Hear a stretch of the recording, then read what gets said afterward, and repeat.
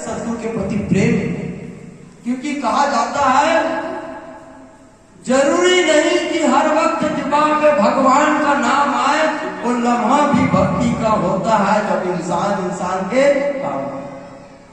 जरूरी नहीं कि आप दिन भर आरती करते रहे तो ही भक्ति होगी। कोई इंसान अगर गिरा हुआ है उसको आप हाथ दे देते, उठा देते हैं तो भी वो भक्ति होता है। कोई प्यासा पानी से तड़प रहा है, पानी पीने के लिए प्यास से तड़प रहा है, उसको आप पानी ला के दे देते हैं ना, वो भी भक्ति होता है। कोई भूखा है, भूख के मारे तड़प रहा है, व्याकुल है, उसे आप भोजन ला के, एक रोटी ला के दे देते हैं ना, तो भी भक्ति होता है।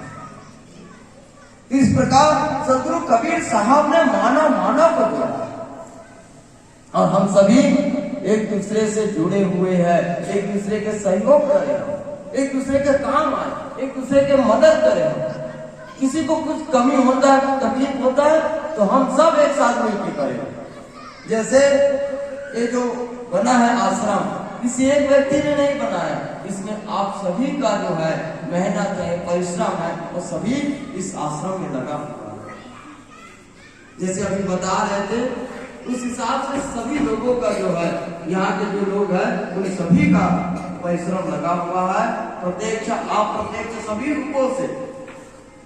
तो ऐसे ही आप साहब की भक्ति में लगे रहे, साहब की सेवा में, समर्पण में लगे रहे और अपने बच्चों को सही संस्कार, सही शिक्षा देते रहे। क्योंकि बच्चों को आप धन दोगे वो खत्म हो जाएगा, लेकिन जो संस्कार दोगे तो वो जीवन भर काम आएगा। धन कितना दिन काम आएगा? कितना दिन? 10,000 दे दो बच्चे को, जुआ में खेल के हार जाएंगे, कहीं पे ऐसे ही खर्चा कर देंगे, लेकिन संस्कार दोगे ना वो जीवन भर काम आएगा। और जिसका चरित्र होता है वो अच्छा होता है। कहते हैं धन गया कुछ नहीं गया, धन चला गया तो क्या होगा? कल और कमा सकते हो, आप तंदुरुस्त हो, आपका हाथ पर सलामत है। शरीर गया, घोड़ा गया, शरीर में अगर कोई रोग आ जाए ना, कोई औषधि खा करके, उपचार करके, चिकित्सक के पास जाकर के आप अपने शरीर के रोग को ठीक कर सकते हो, लेकिन चरित्र गया तो सब कुछ चला गया। इसलिए अपने बच्चे को चरित्र देना, सत्य चरित्रवान बनाना, क्योंकि चरित्र ही सबसे बड़ा धन है। अगर आपके पास कितना भी धन रहे, चरित्र ठीक नहीं है ना, कोई काम का नहीं है। आज कौन अपने बच्चे का नाम रावण रखना चाहता है? कौन अपने बच्चे का नाम रावण रखता है? अरे सोने की लंका थी भाई, सोने की लंका थी, इतने विद्वान थे, उसके समान कोई विद्वान नहीं था। लेकिन कोई किसी को बोलो अपने बच्चे का नाम रावण रख दो, कौन रखेगा रावण? लेकिन कोई अपने बच्चे का नाम सुदामा रख देता है। वो गरीब था लेकिन क्या हुआ, उसके अंदर भक्ति था। कोई अपने बच्चे का नाम विदुर रख देता है, भले गरीब, लेकिन काम ऐसा किए उन्होंने अपने चरित्र को सुधारा, अपने आचरण को सुधारा। भले गरीब है लेकिन उनके नाम को गर्व से रखते हैं। लेकिन रावण कितना लंका का मालिक था, स्वामी था, तीनों भुवन में जिसका जोर चढ़ता था, देवता भी कांपते थे जिसके नाम से, उस रावण का नाम कोई नहीं रखता है। इस संसार में चरित्र ही सबसे बड़ा होता है। और देखो चरित्र खराब हुआ तो 1,00,000 पुत्र 1,00,000 नाती, ता घर भरे दिया न पाती। 1,00,000 पुत्र थे उसके घर, उतने आपके गांव में नहीं, उतने आपके गांव में जनसंख्या नहीं है, इतने सारे पुत्र, 1,00,000 पुत्र 1,00,000 नाती, ता घर भरे दिया न पाती। उसके घर दीपक जलाने वाला नहीं बचा। क्यों? उसके अहंकार की वजह से, उसके गलत आचरण की वजह से। तो आचरण ही सबसे बड़ा होता है, सबसे बड़ा धन है जो चरित्र का धन है। जिसके पास चरित्र है ना, वो सबसे बड़ा धन है।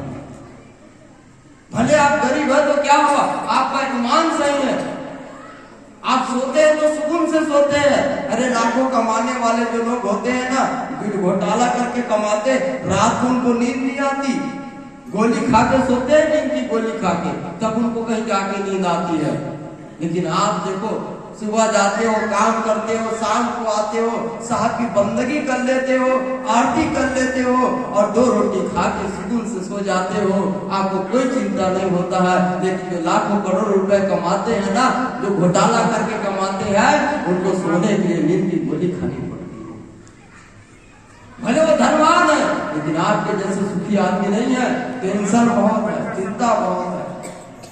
तो आप लोग कभी भी ये मत सोचे कि हम निर्धन हैं, हमारे पास धन नहीं। आपके पास जो धन है वो किसी के पास नहीं है। आपके पास शुद्ध चरित्र है, आपके पास आचरण।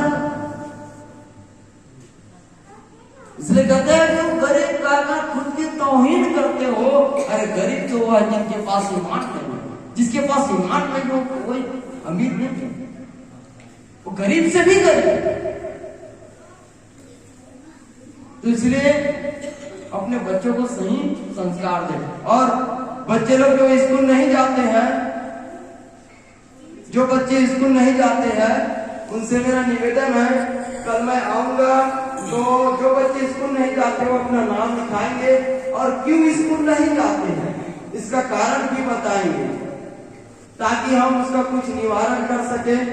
तो बच्चों से निवेदन है, उनके माता पिता से निवेदन है कि कल जब हम आएंगे तो बच्चे जो स्कूल नहीं जाते हैं, स्कूल में एडमिशन लिए लेकिन स्कूल फिर भी नहीं जा पाते, तो क्यों नहीं जा पाते हैं, तो उसके बारे में हमें अवगत कराएंगे। अगर हमसे अगर कुछ बनता है तो हम उसकी सहायता करने की कोशिश करेंगे। तो इन्हीं शब्दों के साथ मैं अपने वाणी को विराम देना चाहूंगा। आप लोगों ने मेरी बातें ध्यानपूर्वक सुनी, इसके लिए बहुत बहुत धन्यवाद। और कल और सुबह गुरु महिमा होगा, उसके बाद संध्याकालीन सत्र में फिर से हम सभी बैठेंगे और सदगुरु कबीर साहब के वाणी वचनों पर फिर से चर्चा होगी और सभी के साथ पुनः मिलेंगे कल शाम को। और अभी तो सत्संग चलता रहेगा, भजन का कार्यक्रम चलता रहेगा, आप सभी भजन का लाभ लेते रहेंगे। इन्हीं शब्दों के साथ सप्रेम साहेब बंदगी साहेब साहेब